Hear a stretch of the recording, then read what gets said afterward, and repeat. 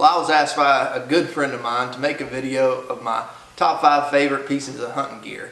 If you want to check out my good buddy Gary Godfrey's video, or as you all might know him, Gspot Outdoors, I'll link it in the description below.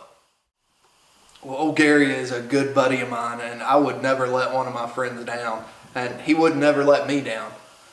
Except for, I did an egg challenge one time, and he was like, yeah, I'll do it. And he never did it, shooting eggs at 30 yards. That's okay, he's a busy man, I understand, I get it. And there was a time that he was like, come down to Georgia, it's only 13 hours away, and shoot pigs, like you'll kill some, I know you will. There weren't any pigs down there.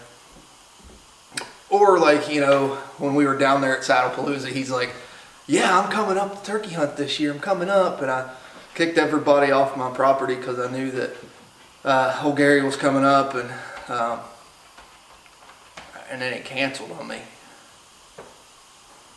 In the arms of the angel,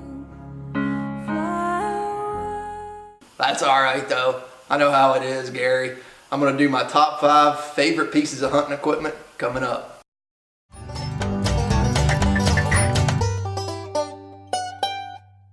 I'm gonna be honest with you, I had a hard time picking out 5 different things because I'm kind of a minimalist. I don't like taking a whole lot of stuff in the woods, but there are 5 things that I value over most other things. So I'm gonna start with number 5, onX hunt maps on my phone and on my computer. I like onX so well that I actually bought the premium package, which gives me access to all 50 states. That can come in really in handy, even just planning trips out west. Or I have buddies that call me all the time and they're like, hey, I'm going to tell you where this property is, look it up and see who owns it.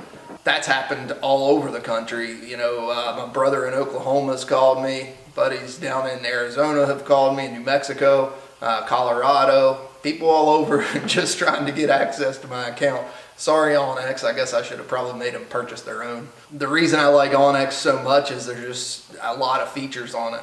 You can set your own track, so you can follow that. You can look at topo that's fairly detailed, and the property boundaries are fairly accurate. They're not too far off. They update fairly often, so the property owner names get updated. All around, it's just a really handy tool, and it gives you something you can look at in your tree stand if you're just kind of hanging around and not seeing much. Number 4 on my list would have to be the cell camera. I can't tell you how many bucks I've killed getting real-time information. The morning that I got pictures of a buck, I went and killed him there in the evening. Like, it really, really can increase your chances if you use a cell camera. They're a little more expensive, and you got to pay, fees to get pictures sent to you and data fees and stuff. But I think these are 100% worth it. This one here is a 2013 Covert Code Black. It's the only cell camera I have. It gets shuffled around all over the place, from my farm to Ohio, back up here towards where I live, which is a couple 100 miles away. But the real-time information can kill you big bucks. Number 3 on my list, baffin boots.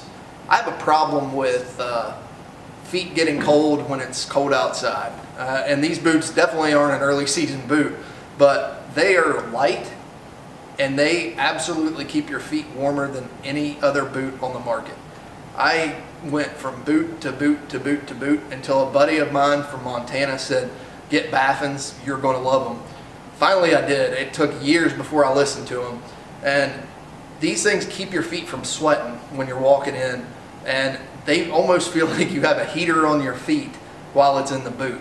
And these big clunky boots, the reason I didn't want them is because they're always so heavy. These are lighter than a pair of normal lacrosse rubber boots by far. They're also super comfortable. A good buddy of mine who also bought a pair after I recommended them said that it felt like he was putting his foot into a box of cotton balls. They really are that comfortable. You need to check them out. If you're a person who gets cold feet, buy these boots. They are absolutely worth every penny if you hunt in cold temperatures. I gotta steal one of Fling and Arrow's favorite things because it's mine too, and that would be number 2, the Arrow Hunter Kestrel. I absolutely, positively love the Kestrel. It is the Cadillac of saddles, in my opinion. I started with a Guido's web, and anybody that hunted out of a web would probably understand, like, if it's perfect, set up in a tree, you could take a nap in it. You could probably stay there for 2 or 3 weeks. They're really comfortable. But if it's not perfect, it's not great. But I thought, what's the point of hunting out of a saddle if you can't hunt out of every tree? In that case, I'd just get a big fluffy climber and hunt out of it. The Guido's web was kind of a pain in some different trees, and I just didn't really care for it. So I went from the Guido's web to the sit drag, and nothing's wrong with a sit drag. I'm not going to be a saddle snob. I really liked it, but it's not the Kestrel. And once I put on a Kestrel, I realized what I wanted, and that was it. I can't explain exactly what all it is. I think it fits me a little bit better. It is more comfortable in the tree, and overall, I just feel like it is what I'm meant to hunt out of. I love that thing. Well, my number one may be a little bit different than what you're thinking. It's not a bow, it's not a rangefinder, it's not a gun. It's something that I use more than anything else, and I use it in the field, I use it at home, I use it all the time. That is my Helle knife. These knives are indestructible. They are just absolutely fantastic. They stay sharp, and I absolutely love this thing. I did a review on this knife on my YouTube channel, and I'll link that in the description down below.